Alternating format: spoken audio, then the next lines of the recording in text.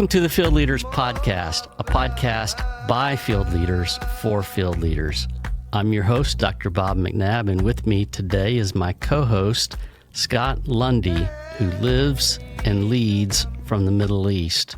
Scott, it's good to be back together today. Yes, sir. I'm always excited to get a chance to share with each other, learn from each other, but also learn from others and share what we're learning. Yeah, absolutely. So today's episode is called The 6 Essential Elements of Gospel Community. We're at the end now of our series on gospel community, so we thought this would be a good time to summarize what we've heard from the different speakers and then to put it together into a worksheet that our listeners could use to evaluate their own current experience with gospel community, and then to think through what kind of steps they might take to move forward and experience even greater gospel community and greater health for themselves and their team. So what the episode's about today is, what does a vital gospel community look like, and to pull together the insights we've gathered from the different field leaders that we've talked with. And so let's jump in and talk about these 6 essential elements that we've picked up over the last episode. So why don't you start us off with the first element? Sure, Bob. The first essential element that we've kind of pulled out is safety. People may say, how do you define safety? So we are defining it as a space where vulnerability is protected and judgment is absent. So a space where vulnerability is protected and judgment is absent. That's good. Haley at one point emphasized community in uncomfortable spaces and bearing with one another. So it's not just a safe space in easy places, but it's really about how to be vulnerable and how to suspend judgment in the hard times, in the tough places. And there can be barriers to safe spaces or people feeling safe. Some of those barriers could be hierarchy, just who's over who and things like that. Could be personality clashes. There could be, I know at times there's like company policies, and they're afraid, well, if I say this will get reported to HR, so I can't really share what I'm struggling with. And, other issues, there's multicultural teams. They're going to have issues like what one group may share from a guilt-innocence background may be very different than someone with a shame-honor background versus someone who has a fear-power background. So even your culture will affect what feels safe and what doesn't. Yeah, and we all need a place where, you don't want to go through hard stuff, but we all do. And so when you go through it, you don't want to go through it alone. And so, but you are if you don't feel safe with some people. And so it's so important as a foundation to have that safety. Yep. So some reflection questions to consider. One would be, what makes you hesitant to open up? Is it just your own woundings from your past? Is it, no, it's more other people in the group. I don't trust them and their behavior. So there's some things to process and pray and identify what is causing you to be hesitant to open up and be vulnerable. And the second thing is, who does make you feel safe? If you're noticing you feel safe in some context and other contexts not, look at who's in that group and what are the characteristics or qualities that those people you feel safe with, whereas maybe the others, you're like, oh, I don't feel safe around this person. Why is that? And is it just that one person, or is there a pattern? So those are 2 reflective questions that you could really process. Yeah. And so what should we do when we don't feel like, maybe our current group or just our situation when we don't feel safe? What would you suggest? Well, Bob, there are really 3 responses when safety is lacking. And so kind of the first response would be, hey, let's address the group. Let's bring it, talk about the elephant in the room. Let's get the people that are involved and let's talk about it and try to come up with a solution. So a lot of times that's the best way forward. But there may be a situation, context, who knows what, where maybe the group they're safe in some ways, but not in others. And what you need to do is the second option would be add relationships outside of an unsafe group. So it's not like, hey, I'm not going to be a part of this group, but no, I need another place to talk about these particular issues. It could be things that maybe only women struggle with or only men struggle with, and you're in a mixed group. So consider, where can I get a group of safe guys if I need to talk about something I'm struggling with? So that's one thing to consider. The third response when safety is lacking would be to just leave the unsafe community, but you got to do that with grace. It's kind of like, hey guys, this isn't working for me, figure out how to be diplomatic. But if a group is unsafe and they're not willing to change, and you can't get your safety needs met in other places, then you don't have the capacity to add other relationships. Maybe you need to be thinking about, hey, I need to exit from this community. Yeah, and as hard as that is, it's important for each one of us to find a community where we can be authentic, we can be honest, and find the support and encouragement that we need. One other thing I want to share, it's a leader-specific type insight, and that is I've found that typically if you're on a church planting team and you're the leader of a team and you're in a pretty remote place, so there's nobody really around other than your own team, you might need to consider an external space to be vulnerable with maybe someone who's more of a peer, because some of the things you're struggling with and may need to talk about are the very people in the room with you when you have your Now that's going to be natural in any community, but it's sometimes as a leader it's going to be nice to have other leaders to talk to versus having to share everything right in front of the people you lead. So just something to consider. Yeah, absolutely. Safety, so fundamental. Yep. So let's look at our second element, and that is frequent contact. That can vary from person to person, and, how much contact do you need? And so we're not prescribing what that needs to look like, but we do want to say that you need to be in contact with people enough so that they know what's going on in your life and you know what's going on in their life. Otherwise, what kind of a benefit are you to each other if you really don't know what's going on? And so you need to think that through, and it may look different in different groups, like we said. Perhaps you have a local group that you are meeting with regularly and you're getting some level of gospel community, but perhaps, again, like you said, maybe your boss is in that group and it's a fantastic group, but maybe there's another group that you meet with just monthly to touch base and see how it's going. Obviously, that's not one that you're knowing all the time, how are people doing, but you've got kind of both tracks going on there. And so there are some other things you can do too. It's not all about the face-to-face meeting that like as a group. Sometimes you can get together one-on-one. You can have meals, or you could just have some fun times that your group got together and just opportunities to connect with each other, maybe shoot prayer requests back and forth and stay involved in each other's lives in that way. What about you, Scott? What ways have you seen people maintain that contact where they're, involved enough with each other? Yeah, I've definitely been a part of groups where most of the, I would say, house church or vulnerable communities I've been a part of are mixed groups.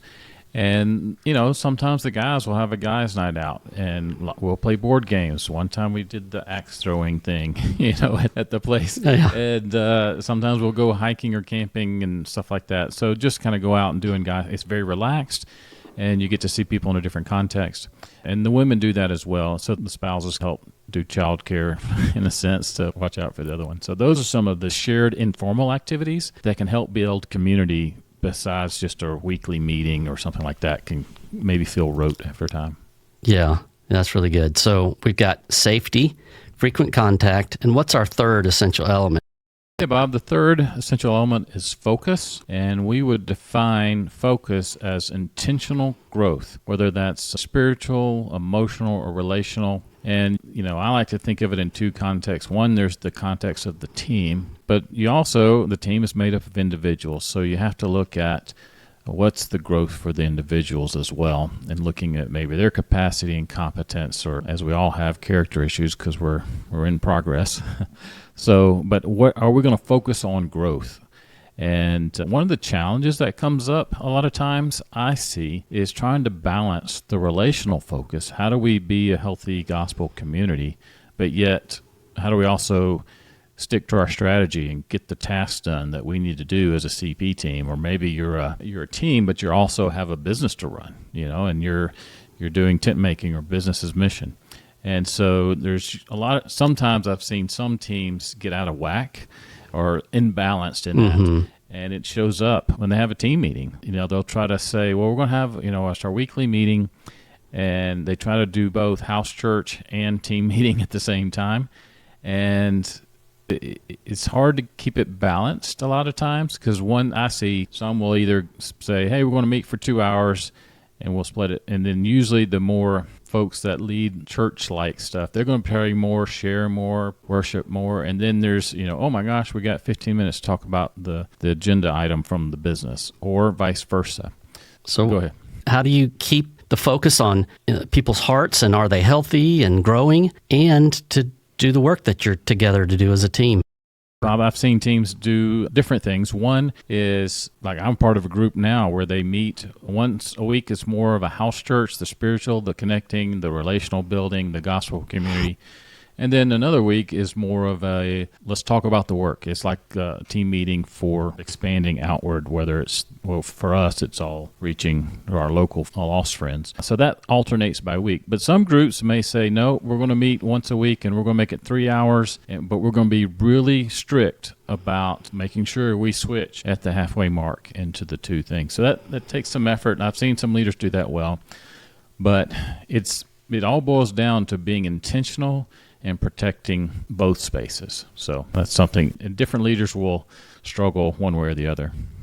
Okay, so what we're saying so far is that for a gospel community to really be healthy and thriving, there first needs to be safety. And then there needs to be frequent contact with one another so you know what's going on in each other's lives and you can really minister to each other in real time. And then thirdly, there's this focus on health and growth and not just getting distracted with the work all the time. Are the people growing? Are they healthy? So let's come to our fourth, which is skill. Now, this one for me was a bit surprising, I think, when I had been in ministry for over 30-some years before I was involved in a process that helped me grow in my skills in these ways. And it really was significant in that it helped as I began to learn to engage other people at a heart level and how to cover their vulnerability and not just be in the facts and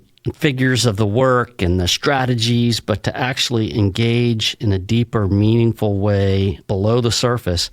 People opened up and we had relational connections that allowed for that growth that we've been talking about and allowed for the health to be talked about in a safe way. And so the skills are really important. Yeah, Bob, so maybe bring some clarity. What skills do you think are needed for this, what you're talking about? Yeah, that's a great question. I think one of the skills is just developing your ability to ask really meaningful questions that aren't just, again, about rational, high-level stuff, but are focused on the heart and getting at heart-level questions, asking those deep questions.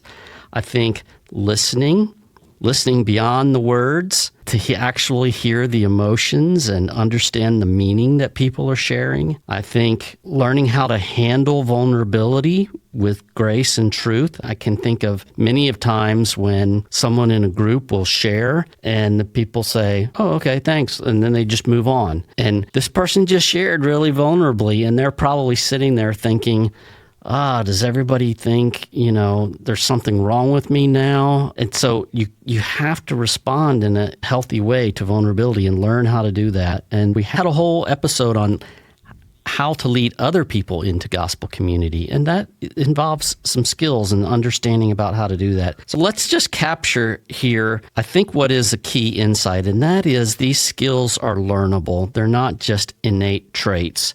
You don't have to think, well, I'm no good with people and I can't really engage at the heart level. No, you absolutely can. This is something you can learn how to do and grow in, and God can use you to minister to other people in ways that you may have never been able to minister to them before. So take courage, friends. I know I've grown a lot in it, and I believe you can too.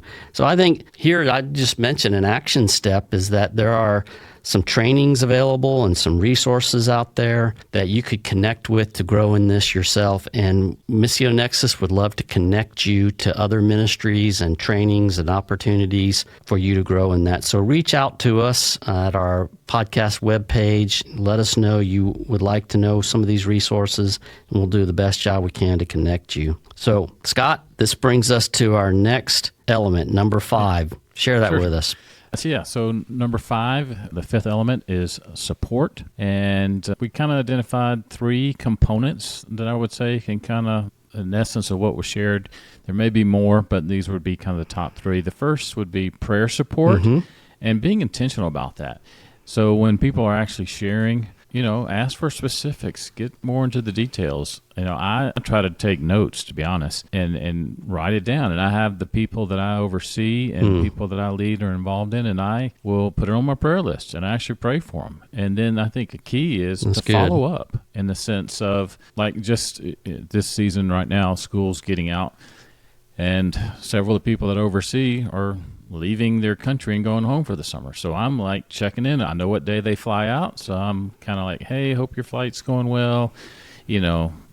Hope you're getting settled in. I'm just praying for people. But I let them know. I check in with them to let them know that I am praying for them.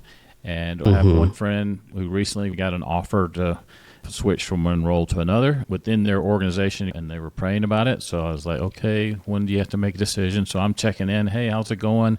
The day of, hey, praying for you as you make your big decision. So that follow-up action really shows, one, you were paying attention. Two, they really felt cared for because you're contacting them live. But again, you kind of have to know you got to keep track of what day they're doing what and asking good questions to get the details. So that's one example. I think a second component would be practical support. And by that I mean tangible help in tough times or tough seasons. There are tough seasons, people coming into the community. A lot of times people moving into a new place can be challenging if someone's having to leave, whether they planned it or the government in the country they're in has invited them or required them to leave. Those are some hard things. And it does kind of like, oh yeah, we got to help. But there's other times you need practical support. Yeah, I think about times when you've got some sickness in your family or someone else has some sickness, and just help with childcare or, running out, getting food and bringing it in. They're just knowing that you have support there and you're not just alone when things get hard. Yeah. Another example, I was doing a peer coaching call yesterday with a team, area leaders, all CP leaders, church planting team leaders, and one of the team members brought a case where someone they oversee was facing burnout. And so we were just talking about what are the resources, who in member care can help, what can the team leader do, or what can other leaders do that have more of the skills of the more empathetic shepherding heart versus a hard leader type. So how can we share each other's strengths and weaknesses? So that was just one example of practical support in one particular case. So lots of ways you can grow in that. And if you need help on figuring something out, we've got resources. The third thing I would say, the third component would be accountability. And with accountability would be framing it positively as called higher, not just called out in a sense. A lot of times you feel like accountability is I'm just going to get called out for what I did wrong. And I think if you can frame it as, hey, God is calling you to something higher. How can we come alongside you and help you grow in this? And so it's more of a mentality of let's help call someone higher, not just calling them out for where they failed. And with that comes an encouragement towards godliness. So, Bob, I would say that's our three main components. You want to cover our sixth essential element? Sure. Our sixth essential element is humility and courage. It's interesting that I sent an early version of the worksheet out to an organization that specializes, I would say are experts on helping people to grow in better gospel community. And one of the things that they said immediately was, make sure you have humility and courage on your list. They said that is so important for every good gospel community, is to have that. And so what they're talking about and what our guests shared about was really a willingness to be open. That's the humility, and vulnerable and teachable. But also, it's not just humility, it's courage. Sometimes it's pretty scary to share a fear that you have or a concern, something you're struggling with, maybe a sin. But that makes it real. That makes it come alive. That sets the table where people can really come together and minister to each other. And so I think some of the practical things that we can do just to foster that in our groups are to really cultivate a teachable spirit with one another. And I think it's so important, as our guests shared, is to really model that. If the leader comes in and the leader is modeling, not the know-it-all, but modeling a teachable spirit, that really sets the pace for everybody in the group. Sure and And then inviting feedback is a way that you show that, and then yourself engaging authentically in community. And I think when we talk about gospel community, you got to think about James 5, where it says to confess your sins to one another, and then you will be healed. Notice it doesn't say then you'll be forgiven. We don't forgive each other's sins. God does that. But we do help each other get healed. And oftentimes, if you've been in leadership for a while in missions, you will find people that are really struggling with things and are stuck in particular sin. And a lot of times, what's keeping them stuck there is their secrecy about it. It's not the sin itself. It's the fact that they keep it secret. And so a gospel community that's a safe place is a place where you can be humble and have the courage to come forward with your sin and get the help that you need to experience freedom and kind of address those barriers. And if, not that your group is equipped to be counselors to you in a professional sense, you may need to seek that. And that's really healthy to seek out some professional counselors. But your group can be kind of that first level of peer pastoral care for you, and then at times you might want to reach out and go beyond. But that's one of the most significant things to have a really great community is for each person to come in with humility and courage. Yeah, Bob. So let's review 1 through 6 on the essential elements. Again, number 1 was safety. Number 2 was frequent contact. Number 3 was focus. Number 4 was skill. Number 5 was support, and number 6 was humility and courage. Yeah, that's good. And so the worksheet that we're providing for you, that you can just go down to the show description, and we'll have a link there that will take you to the worksheet. You can download that and fill it out just for you. You don't have to share it with anybody. Although we would encourage you to involve your spouse in your reflection process if you are married. Perhaps take the sheet to your group, and you could do it as a group, and you could say, hey, what are some of these that we could grow in as a group? Or just personally, there's several different ways you could use the worksheet. Yeah, Bob, maybe as a final reflection question for our listeners would be, which of the 6 elements really stands out the most to you right now? And so that's, maybe one reflection question. Another one might be, what's one small practical step you can take today to engage more deeply with that element? So which one stands out to you, and I like to think of SMART goals: specific, measurable, attainable, reasonable, and timed. You may not like SMART goals, but set some type of action step and move forward. Yeah, that's good. So kind of thinking, which one maybe do I need the most right now or needs the most improvement, and then set a SMART goal. And by all means, involve your community in helping you achieve that, not just trying to do it on your own, but bringing others in. I know I succeed a lot more when others are involved with me in it. Okay, great. This has been a really great season talking about gospel community, and I think it's been helpful to have a summary today where we pull it all together. I really do hope that worksheet will be helpful to people. So if we, Missio Nexus, can be helpful to you, we'd love to do that. We can help connect you with leaders from other organizations who are desiring the same thing, and we can help some cross-organizational gospel communities and peer coaching groups get going. And I think the thing that it's important to keep in mind is that all this talk of gospel community and health is not just about healthy individuals. It's about moving toward healthy teams and healthy ministries and healthy movements come out of those. So there's a lot at stake here. This is very important stuff. So we're excited to see what God is going to do in and through the lives of our listeners as they engage in this gospel community. Okay, well, thanks, Scott. This has been good. I appreciate you doing another episode with me. I always enjoy it. Yep, it's definitely been a blessing for me to not only participate in helping do this, but to just think about, well, one, I appreciate your friendship and the way we're able to work together. But I think just seeing how people's lives have been transformed through gospel community, and to see how my life has been transformed through it, I just feel blessed to be able to be a part of helping make it available as a resource to help others know how their lives can be better off with it, to have that healthy community so they can have healthy ministry. Yeah, amen. And you know, like the old commercials, they always used to say, wait, that's not all, as a bonus. And so right now, yes, that's the end of our scheduled season, our 6 episodes. But wait, that's not all. There is a bonus episode.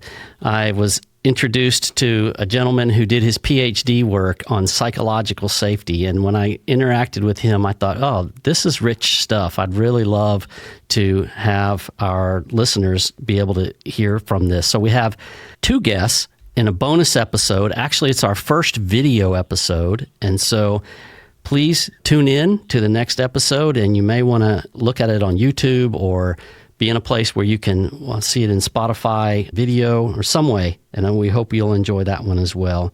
So if you have something that you'd like to add to the conversation, please use the comments. And since it is the end of our first season, we will be taking a short break before we jump into the next season. So it's important for you to subscribe, because that will let you know when the new season has dropped and you can start listening to them. So make sure you subscribe, and please obviously tell your friends. Yeah, Bob, so we're talking about the next season. What is going to be the theme of season 2? Yeah, I'm glad you asked. The series is on team leadership. When we talk about field leaders, we're talking about aspiring leaders, team leader coaches, area directors, regional directors, international directors. So that's a pretty broad swath of different levels of leadership. But next season, we'll specifically focus on the team leader, and hopefully will be helpful to those who find themselves in that position. And honestly, I believe it'll also be helpful to those who are preparing themselves to be a team leader, and to those who are currently supervising and coaching team leaders. So while we're focused on one level, I believe it's also going to be helpful at several levels. So we look forward to our listeners joining us for that one. So thanks to our listeners for joining us for this season. This has been the Field Leaders Podcast, a ministry of Missio Nexus and a part of the Missio Nexus Podcast Network.